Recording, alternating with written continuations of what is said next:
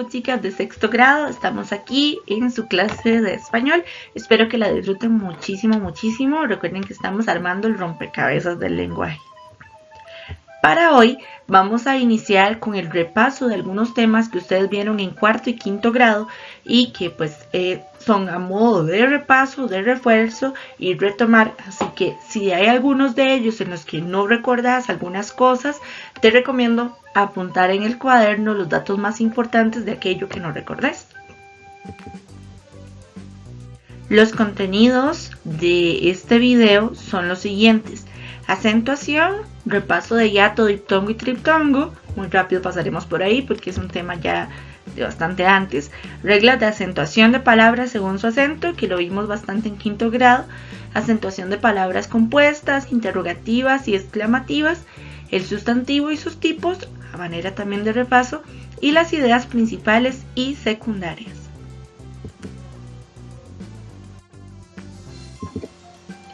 El hiato. Recordemos que el hiato es la unión de dos sílabas fuertes o una fuerte con una débil tildada, recordando que las vocales fuertes son la A, la E y la O, y las vocales débiles la I y la U. Ejemplos del hiato: marea, EA, María, la I tildada y la A, leí, E, que es fuerte, I tildada, recuerden que la tilde le da fuerza a la vocal débil.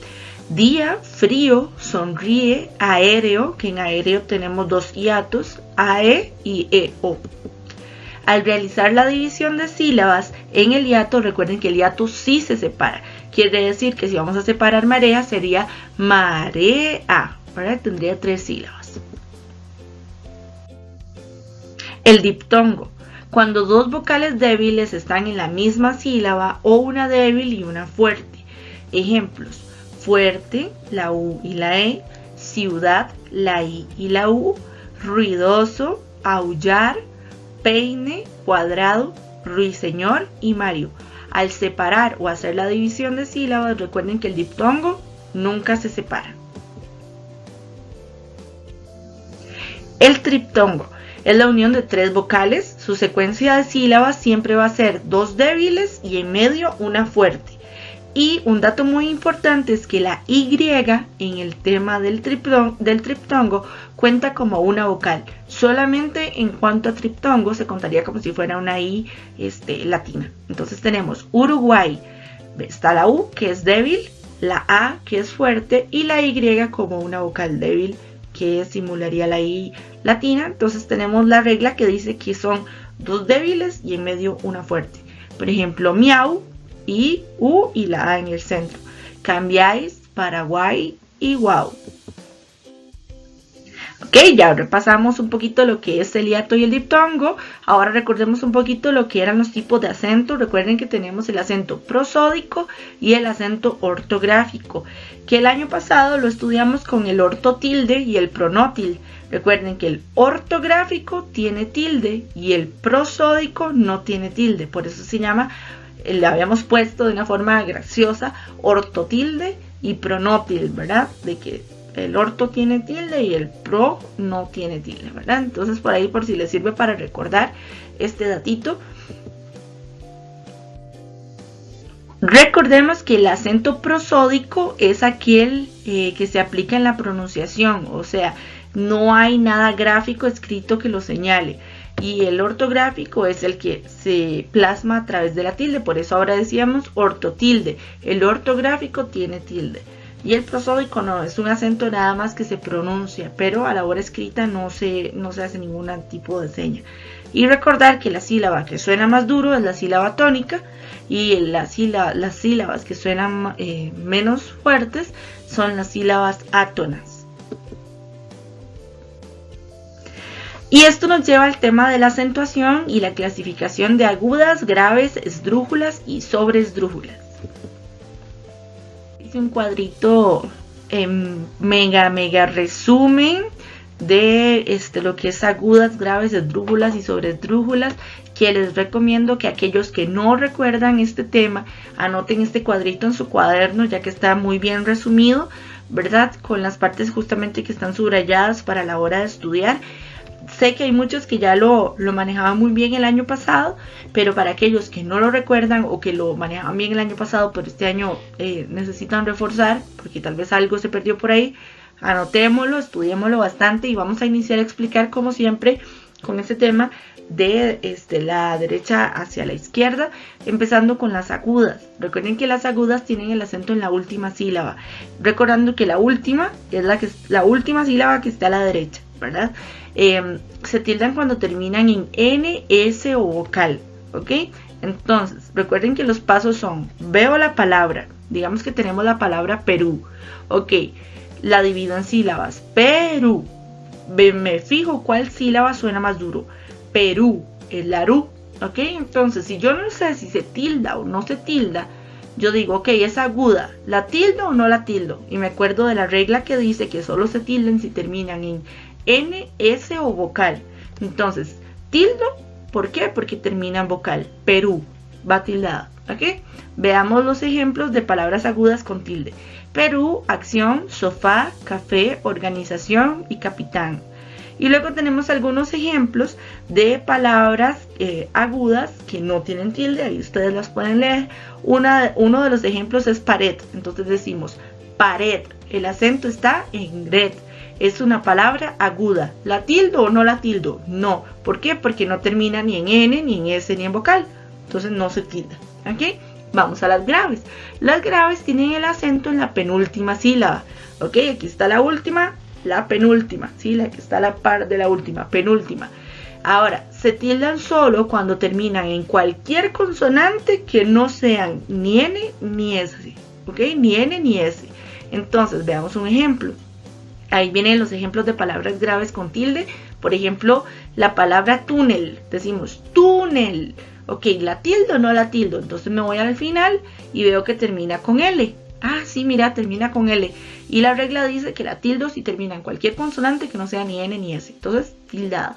Y abajo vienen ejemplos de palabras que no tienen tilde y son graves. Por ejemplo, la palabra adulto. Yo digo adulto. La sílaba tónica es dul, ¿ok? Adulto. ¿La tildo o no la tildo? No. ¿Por qué? Porque termina en vocal. Y la regla dice que solo se tildan si terminan en cualquier consonante que no sea ni N ni S, ¿ok? Entonces, ahí están las agudas y las graves. Ahora vamos con las más fáciles, que son las esdrújulas y las sobresdrújulas. Que las esdrújulas son las que tienen el acento en la antepenúltima sílaba. Podemos contarlas. Las agudas 1, las graves 2 y las esdrújulas 3, ¿ok? Entonces en la tercera, si la contamos de allá para acá y le llamamos la sílaba antepenúltima, ¿ok? Entonces el acento está en la antepenúltima y todas se tildan. Nunca vamos a encontrar una palabra esdrújula que no esté tildada. Todas se tildan, es una regla, ¿ok? Entonces veamos algunos ejemplos. América, Bélgica, Sudáfrica, ¿verdad? Y ahí vienen varios. Y tenemos la sobresdrújula que dice que la sílaba tónica está antes de la antepenúltima, ¿verdad? Entonces si contáramos 1, 2, 3 en la 4, ¿sí? En la cuarta sílaba si contamos de la última para acá. Entonces se tildan todas igual que las esdrújulas y algunos ejemplos son éticamente, fácilmente, ¿verdad? ¿Qué pasa si la sílaba está de número 5 o de número 6 contando para atrás? Ok, siguen siendo sobresdrújulas, ¿sí? Antes de la antepenúltima para atrás serían sobresdrújulas.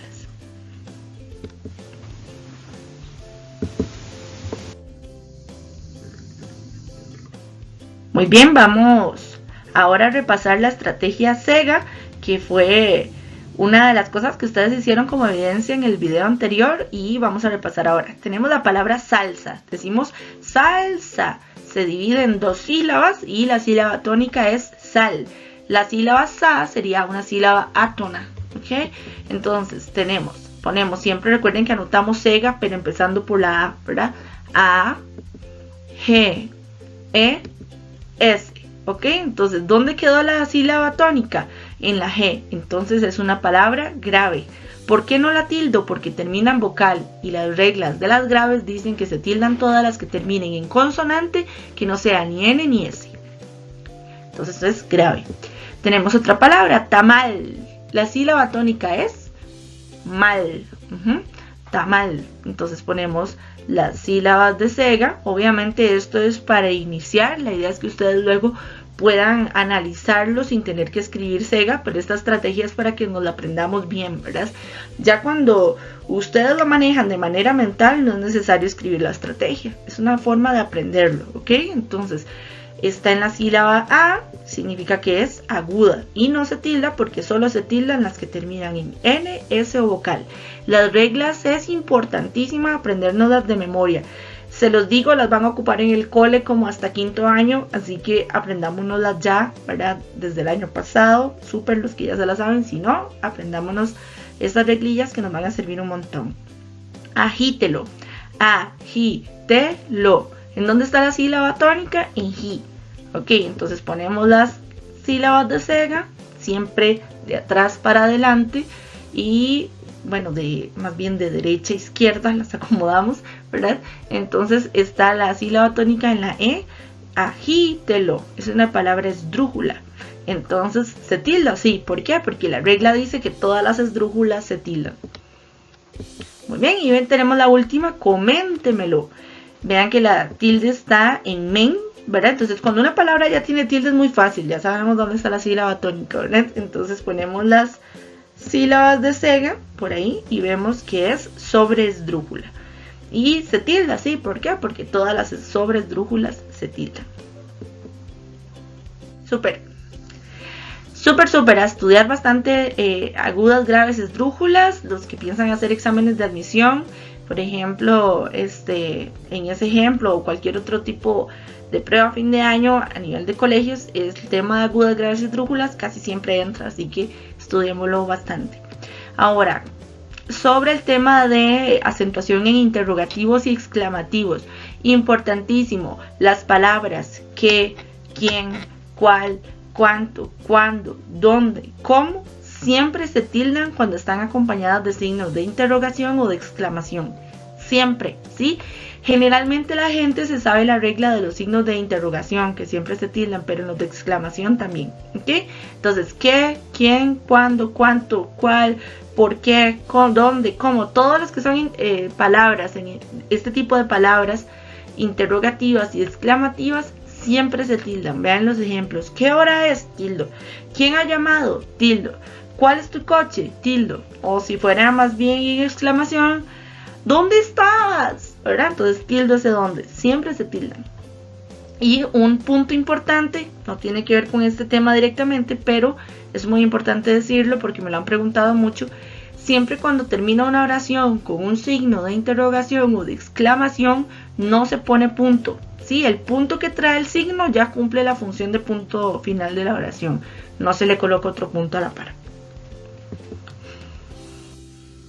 Ahora, las palabras compuestas. ¿Cuándo y cómo y dónde tilda una palabra compuesta? Bueno, recordemos que las palabras compuestas es una palabra que se compone de dos partes. Una palabra que existía por aquí, otra palabra existía por aquí y se juntan para formar una nueva palabra, ¿verdad? Entonces existen dos formas, están las palabras compuestas sin guión y las palabras compuestas con guión. En el caso de las palabras compuestas sin guión, que son las que vamos a estudiar, o sea, las que son por temario que tenemos que estudiar y que también entran en exámenes de admisión, recordemos que siempre la tilde se coloca en la segunda palabra. Recuerden, primera palabra, segunda palabra, se juntan para formar una nueva palabra. Si la segunda palabra tiene una tilde, se conserva ahí, ¿ok? Entonces siempre se tilda la segunda, ¿ok? La segunda que se agrega, esta primera palabra, segunda palabra, la segunda es la que siempre se tilda si corresponde llevarla, ¿verdad? Si no corresponde, pues no se pone, pero si corresponde llevarla, la lleva siempre la segunda. La primera palabra nunca va a llevar tilde, no va a llevar acento ortográfico, aunque la lleve cuando está solita. ¿Sí? Si la palabra solita tiene una tilde, pero se junta con otra de primera para formar esa otra palabra, esa pierde la tilde, ¿sí? Y siempre se concede la tilde en la segunda palabra. ¿Ok? Entonces veamos algunos ejemplos. Cortacésped. Entonces corta es una palabra, césped es la otra, césped se tilda en la E porque es grave y entonces mantiene la tilde, ¿verdad? 100 pies, 100 pies, pum, se junta, pies se tilda. Parabrisas, hispano-brasileño. Luego por acá tenemos las palabras con guión, que las voy a explicar, pero no tenemos que estudiarlas a profundidad, pues para que las conozcan. Se juntan palabras con un guión y conserva la acentuación cada una según corresponda. ¿Okay? Si una se tilda, mantiene su tilde, y si la otra se tilda, mantiene su tilde también. El sustantivo y su clasificación. Recuerden que un sustantivo es el nombre de las cosas, o sea, todas las cosas del mundo que tengan nombre son sustantivos. O sea, si le pudiéramos dar un sinónimo a la palabra sustantivo, sería nombre. El sustantivo es el nombre de las cosas. ¿De qué cosas? De todas las que nos imaginemos. Por ejemplo, una jarra es un sustantivo, ¿verdad? Y para ver, un marcador es un sustantivo, el celular es un sustantivo, el nombre de la persona es un sustantivo, la persona es un sustantivo, la computadora es un sustantivo. Sí, los nombres de todas las cosas son sustantivos. Y recordemos, y el año pasado se estudió en quinto también, que existen propios, comunes, concretos, abstractos, individuales, colectivos, contables y no contables. Y que un sustantivo puede ser o propio o común, o concreto o abstracto, o individual o colectivo, o contable o no contable, ¿verdad? Esto lo vimos un poquito el año pasado, lo vamos a repasar, qué es cada una. Veamos la clasificación de los sustantivos. Entonces, los propios, recordemos que sirven para nombrar personas, animales, instituciones, países y ciudades, y siempre empiezan con mayúscula. Acá tenemos unos ejemplos a mano derecha. Luego tenemos los comunes, que son para nombrar todos los objetos, animales en general, y siempre se escriben con minúscula. Luego tenemos los sustantivos concretos, que son aquellos que se pueden percibir por medio de los sentidos. Quiere decir, todo lo que yo pueda ver, oler, tocar o probar son sustantivos concretos. Todo lo que pueda ser percibido por los sentidos. Por ejemplo, una llave que la puedo tocar, la puedo ver, incluso la puedo oler, ¿verdad? El pollo que me lo puedo comer, ¿verdad? O el agua, la rosa, la pizza, ¿verdad? Y tenemos los sustantivos abstractos, que son cosas que no podemos percibir por los sentidos, ¿verdad? Generalmente son ideas o sentimientos, como el amor, la paz, la felicidad, ¿verdad? Acá tenemos igual algunos ejemplos a la derecha. Tenemos los individuales, que son un solo elemento cuando está en singular, por ejemplo, lápiz, caja, silla, mesa. Y tenemos los colectivos, ojo, también siempre están en singular, aunque contienen varios. Por ejemplo, una bandada, un rebaño, una piara, un cardumen. Vean que todas las palabras están en singular, pero su significado a la hora de pensar que es una piara, un conjunto de cerdos. Son muchos cerdos juntos, ¿verdad? Son muchos, pero el nombre está en singular. Ese es un sustantivo colectivo. Por ejemplo, una piara, un rebaño, que son muchas ovejas, ¿verdad? Entonces, cuando son muchos en una sola palabra, pero esa palabra está en singular, es un sustantivo colectivo. Los contables, todo aquello que se pueda contar, que usted diga una galleta, 2 galletas, 3 llantas, 5 kilómetros, todo lo que se pueda contar son contables, y lo que no se puede contar son no contables o incontables, también se les llama. Por ejemplo, el azúcar. Yo no puedo contar el azúcar, no puedo decir un azúcar, 2 azúcar, 3 azúcar. Podría contar las bolsas de azúcar, que es diferente, pero el azúcar no se puede contar. Igual que la arena, el agua, el viento, la pereza, el amor, ¿verdad? Todos los sentimientos, por ejemplo, son no contables. Y bueno, ya vamos a entrar al tema de ideas principales y secundarias, pero antes de pasar ahí, recordarles que vamos a hacer práctica en clase sobre esto de los sustantivos, vamos a retomarlo en clase y vamos a ver que una palabra tiene varias clasificaciones. Por ejemplo, si yo tengo la palabra jarra, yo digo, ¿es propio o común? Es común. Ok, ahora me pregunto, ¿es individual o es colectivo? Es individual. Si siempre nos preguntamos, por eso se los coloqué en parejas, ¿verdad? ¿Es concreto o es abstracto? Es concreto porque lo puedo tocar. ¿Es contable o no contable? Es contable porque yo lo puedo contar, ¿verdad? Entonces siempre una palabra no está solo en una clasificación, sino que tiene varias clasificaciones, ¿ok? Lo vamos a practicar en clase. Luego, tenemos las ideas principales y secundarias, que también trabajamos muchísimo en este tema el año pasado. Vamos a seguir bastante. Veámoslo por acá. Las características de la idea principal: expone el contenido más importante, por ello no se puede quitar. Si una idea principal no se le puede quitar al texto. Tiene autonomía, no depende de otras. Articula las oraciones del párrafo, o sea, las une. Y a veces no es explícita, ¿ok? Y se tiene que deducir. Eso pasa mucho en los exámenes de admisión, ¿sí? Entonces estén atentos a este tipo de oraciones principales. A veces la idea principal está en el texto, al principio, en medio o al final, o a veces no está y hay que deducirla. ¿De qué se trata el texto? De tal cosa. Ya casi vamos a ver un ejemplo. Tenemos las ideas secundarias, tienen menor importancia que la principal, amplían, ejemplifican o demuestran algo de la idea principal, no tienen autonomía, dependen de la idea principal. O sea, si le quitan la idea principal, esas ideas quedan ahí como temblando, ¿verdad? Y siempre se articulan a la idea principal. Ahora, imaginemos las ideas principales y secundarias como una mesa. La idea principal es la base de la mesa y las ideas secundarias son las patas. Entonces, ¿qué pasa si yo a la mesa le quito las patas? Se cae, ¿verdad? Es igual con la idea principal. O sea, ella se va a entender, pero se puede caer porque no hay nada que la sustente, que la acompañe, que lo ejemplifique. Igual al revés, ¿qué pasa si yo a las patas le quito la base de arriba de la mesa? Se caen las patas, ¿verdad? Entonces es un ejemplo muy fácil para recordar la importancia o la forma de las ideas. La idea principal es como la parte que más sirve, pero sin las patas se nos cae, ¿verdad? Entonces las patas son como esas ideas secundarias que fortalecen o sostienen a la idea principal, ¿verdad? Ahora, para identificar el tema de un texto, yo me pregunto de qué se trata el texto. Para identificar una idea principal, me pregunto qué dice en torno a ese tema. ¿Okay? Entonces, digamos, si el tema de un texto es el agua, yo pregunto qué me dice respecto al agua para obtener la idea principal.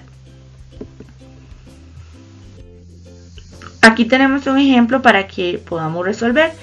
Leemos ese textito. Dice: existen muchas enfermedades que no necesitan ser tratadas con píldoras, inyecciones o jarabes y que podrán mantenerse en raya simplemente controlando los alimentos que forman parte de nuestra dieta. Variando los menús y las cantidades de alimentos se podrían lograr grandes resultados. Dice: según la idea principal del texto anterior, A. Las comidas son la causa de las enfermedades. B. Las enfermedades se pueden curar sin medicinas. C. Cada persona debe alimentarse como mejor le parezca. O D. Algunas enfermedades se pueden evitar con una dieta adecuada. ¿Cuál será la respuesta correcta? Piénsenlo.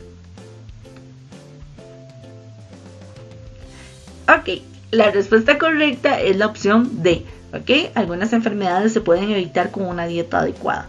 Entonces, ustedes lo que tienen que ver es analizar, ok, cuál es la idea principal y saber por qué. Si la idea principal que nos está dando el texto es que se pueden evitar algunas enfermedades con una dieta correcta. Entonces, todas las otras podrían ser o ideas secundarias o ideas que no se encuentran en el texto. Este ejemplo fue obtenido de un examen de admisión de colegios, para que lo tengan en cuenta, que esta podría ser una forma en cómo les pregunten o les hagan preguntas sobre este tema de ideas principales y secundarias. Tenemos este otro, dice: según las Naciones Unidas, la cultura de paz es un conjunto de valores, actitudes, modos de comportamiento y estilo de vida que rechaza la violencia y previene los conflictos, al abordar directamente las causas con el fin de resolver los problemas mediante el diálogo y la negociación entre individuos, grupos y naciones. En esta década, por la cultura de paz se han logrado muchos objetivos, pero aún queda mucho trabajo por realizar para acabar con la violencia y establecer la paz en el mundo y especialmente en el mundo infantil. Con base en el texto anterior, la idea principal se centra en A. Conceptualizar la cultura de paz. B. Garantizar la seguridad y la paz humana en la actualidad. C. Cuestionar las manifestaciones de violencia en la sociedad. O D. Abordar las causas de la violencia con el fin de resolver los problemas. ¿Cuál creen que es la correcta?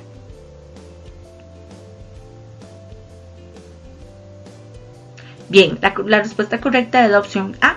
Entonces, analicen por qué sería la opción A y no las demás. Siempre es importante recordar los métodos que utilizamos el año pasado para encontrar ideas principales o para encontrar respuestas dentro de 4 opciones donde podíamos quitar 2 opciones, ¿verdad? Entonces analicemos cuáles serían las 2 primeras respuestas que no tienen nada que ver con el texto, se eliminan de primero para quedarme con las 2 más posibles y de esas 2 poder escoger la respuesta correcta, que era una de las técnicas que hablábamos el año pasado y que lo vamos a retomar en clase cuando hagamos prácticas sobre este tema. Entonces por ahí analicen un poquito porque es la...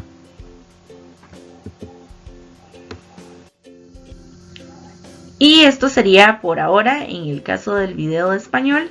Aquí al final del video les dejo por escrito la evidencia que tienen que realizar y enviar vía correo electrónico. Que estén súper bien y muchísimas gracias por su atención. Nos vemos en clase. Gracias, chicos.